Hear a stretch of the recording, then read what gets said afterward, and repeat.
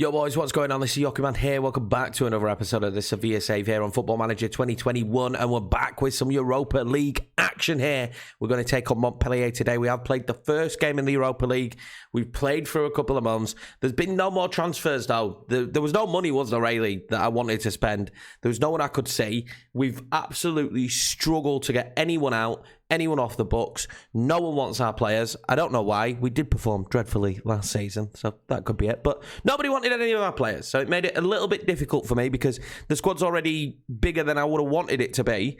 We had to leave people out of the Europa League squad, which always upsets them. But I think we could do well in the Europa League. We've been reigning champions. We made the final last year.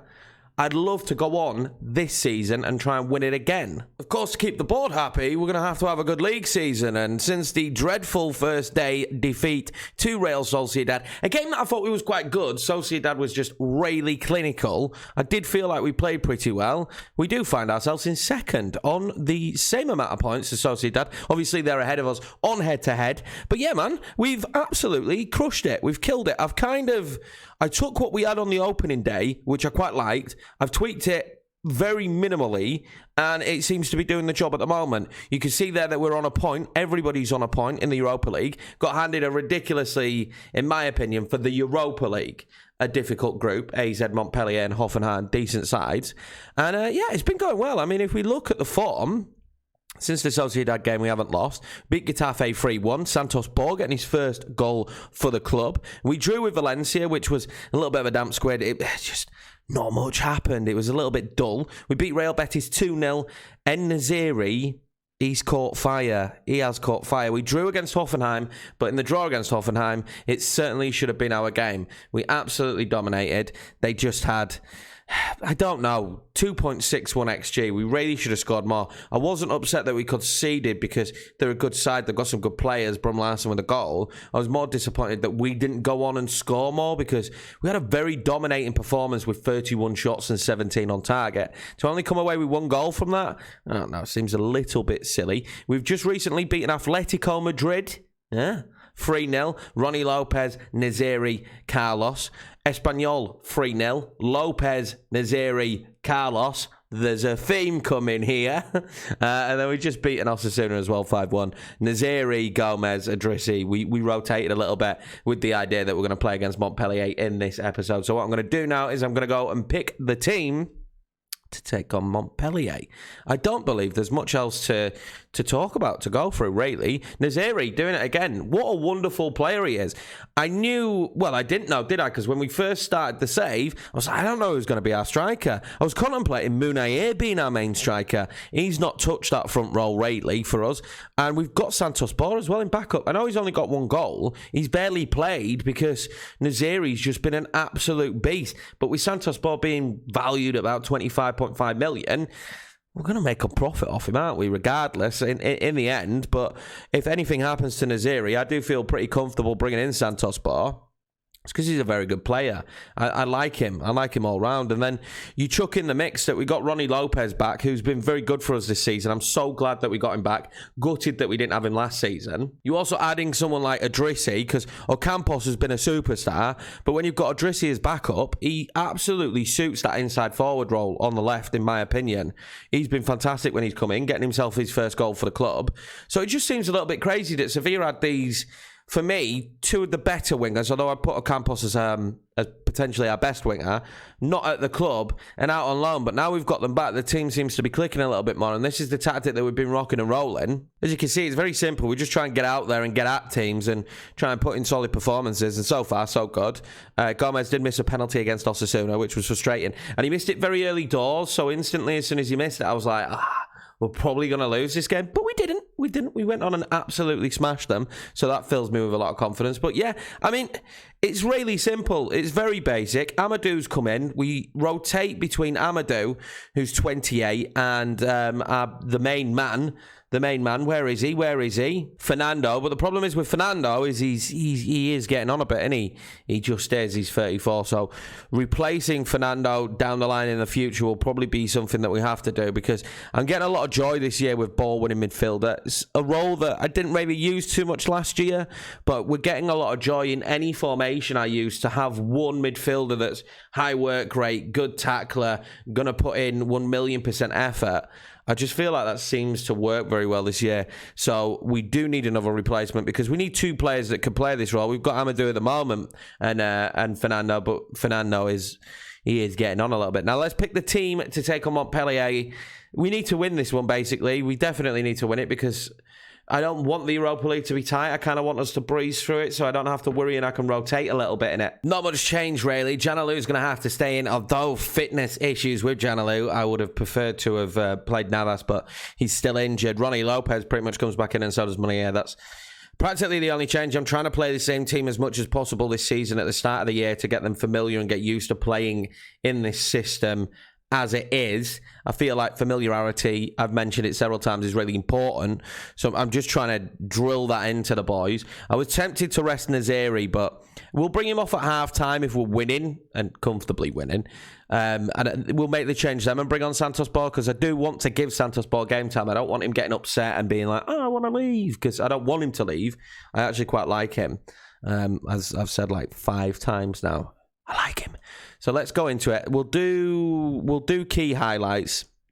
I think key highlights is what people prefer anyway. It gets us through the episodes a little bit quicker. It makes these a little bit shorter and snappier, bite-sized kind of episodes to watch. Also opens up the room for us to do, the live com situation where we could do 2. Let's go 3D for the masses. I will have to slow it down, though. It's a little bit too quick for me. Marcos Acuna coming forward. Penalty. It's not going to be a penalty any day of the week, that.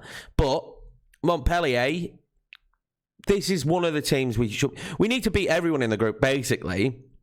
If we're going to win this competition this season, and that's where I see us being as a team, we have to be quality enough to beat everyone in this group. There's no way we can get away with not. And if we didn't go through, that would be bad. Although, yes, there we go. Jules Koundé with the goal from the corner. We've managed to figure out a corner where we overload the near post, and they seem to work. They haven't worked all the time, but they seem to be working now. So we're kind of just overloading that near post, and Koundé's managed to score a few goals from those situations. But I think the main goal this season is get Champions League football again. And the way we're playing in the league at the moment, which we certainly weren't last year, we might have won some games, but it weren't convincing. I remember going through how many matches that we actually won in the dying moments of the match. We kind of just scraped victories last season. It doesn't feel that way this year. We're going at teams, we're really putting them under the cosh, and we're ultimately, a Campos, what a save that is. We're ultimately putting teams to the sword, and it's working for us. We'll take another corner though, and it looks like they're not very good at marking us. As you can see, we're going to overload that post and see if we can get another one. Carlos was in there for this one this time. He couldn't get onto it. Marcos Acuna, Rakitic now. Can we do? Or Campos, great season for him so far as well. A lot of the lads have stood up this year and played some good football, which is what's most important. Good ball from Rakitic. Ronnie can't do nothing with it. But yeah, we scraped by a little bit more last season. We haven't done that this year. We've been convincing against teams. I mean, the Atletico Madrid game was probably the big telltale sign in that. I did not expect it in the slightest. And the way we performed against them, it was unbelievable. I mean, 3-0. They didn't do anything in the game either. It wasn't like we only just got the 3-0. We absolutely dominated them. Of course, it's got to be more of the same in the second half, hopefully. This looks like it's going to be a Montpellier highlight, though. We did concede in the last game. I'd like to keep as many clean sheets this season as possible. I'll go to En-Nesyri, Campos now, bringing it forward. He's unbelievable on the ball. He's dribbling and whatnot. Ronnie Lopez. Okay, interesting from Ronnie. He's not what I would have wanted him to go for, but fair play. He's confident and he feels like he can take them on. The formation they're playing, it appears, we're struggling to break down. What worries me is the off chance that they get a good counter or a set piece. We're not unbelievable defending set pieces, but we're not bad attacking them. That would worry me, though, as well. Money now with the ball coming forward. A second goal is important here. Money pulls it massive wise. How is this key highlights? There was nothing key about what he just did then. If anything, it was awful. We're going to have a throw-in now, though. Ronnie Lopez. Far more highlights this second half, though. Ronnie, what can he do from that position? Oh, he's hit the post. That's better. That's a key highlight. He's hit the post. Ronnie Lopez going close there. And again, in the Europa League, we're absolutely dominating, but not getting the goals. We're going to make some changes after they take this free kick. This is where I said we could be in trouble. Go on, Kunde. He gets up there for it. AZ are beating Hoffenheim. That is a surprise to me. Ronnie Lopez piling forward now. Keep going, Ronnie. I think he should have passed. He's done really well, though. Ronnie Lopez, a Campos. And that should be the game. Now we can make the changes that we wanted to make.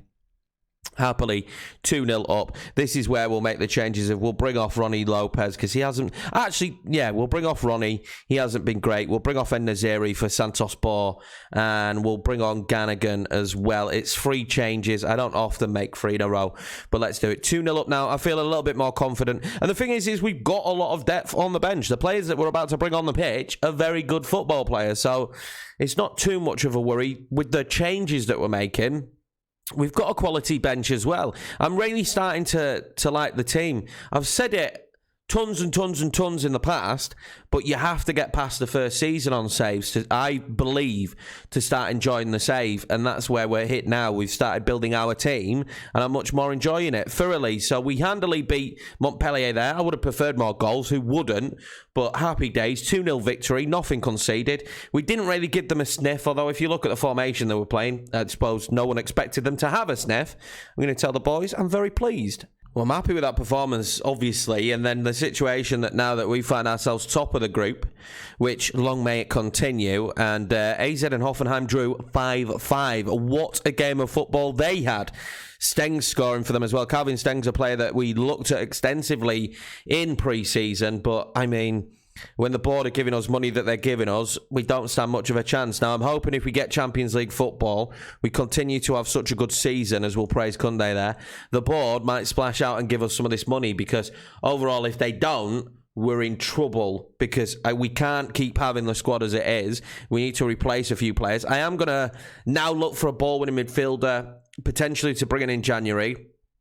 Obviously, an area we need to find a player in. Hopefully, we'll be able to move a couple of players on. Karim Rekic, who I'd like having around for his versatility of being half decent at left-back and good at centre-back.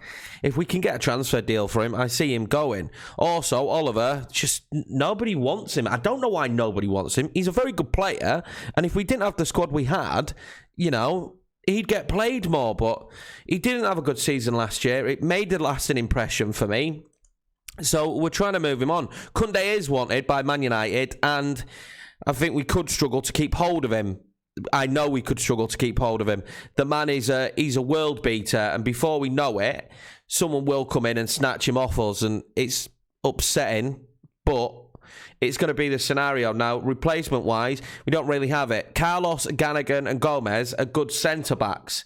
They're no Kunde, but they're still very good centre-backs, so it's not as if we're going to be all of a sudden weak without him, but we will need to bring in someone who's going to be a Kunde replacement in the future. I mean, the 22-year-old's been fantastic, but I do imagine he will get snapped up. But anyway, boys, that's going to be it for this episode. I hope you enjoyed it. If you're new around here, hit subscribe. Smash the like button. I'll see you in the next one. I don't know how far forward we'll go now. I do this every time. We'll probably do a couple of months again. I did click on that, didn't I? We'll probably do a couple of months again. And long may the form continue, because we could do rail bits here. We don't actually play against one of the bigger sides until way down the line, Saturday the 20th. Of the 11th, so Barcelona is way down the line, so maybe a double header there. Barcelona and Hoffenheim could be the next actual live comms we do.